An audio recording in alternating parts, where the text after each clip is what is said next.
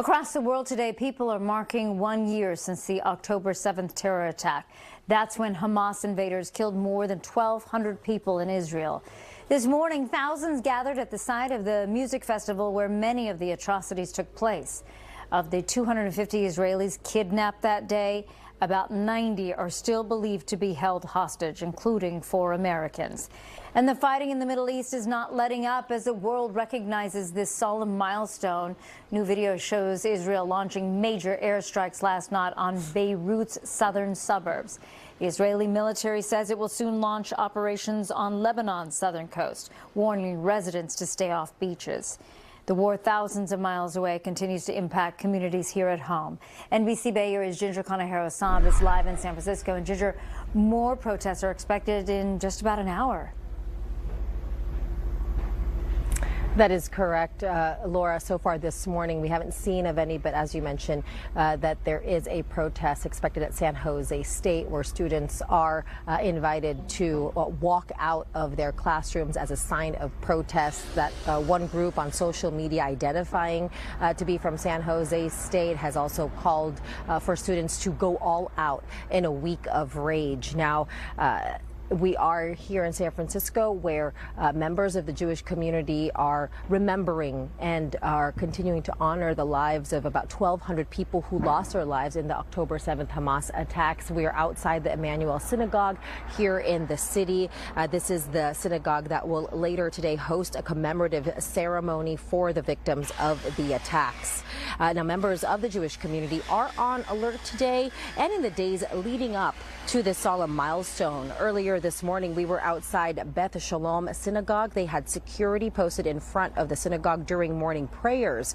Now, the rabbi there did not confirm whether this was specifically for today, but noted the significance of the day for her community. We're obviously in the middle of our High Holy Day season, and so we found different ways throughout the holiday to remember and to just hold people in this moment, to be able to hold people in Jewish community is sort of, I think, the most important thing. Now, one man who attended service at Beth Shalom this morning wore a shirt that read, "Bring them home," referring to the 90 hostages still believed to be in Hamas captivity, 4 of whom are American. Today is also a difficult day for people outside the Jewish community. I spoke with the executive director of CARE here in San Francisco. That's the Council on American Islamic Relations. She tells me today is also filled with grief for her community and the loss of lives due to the ongoing war in Gaza. Now, she says fears of this war escalating continue, and she says there is pain all around.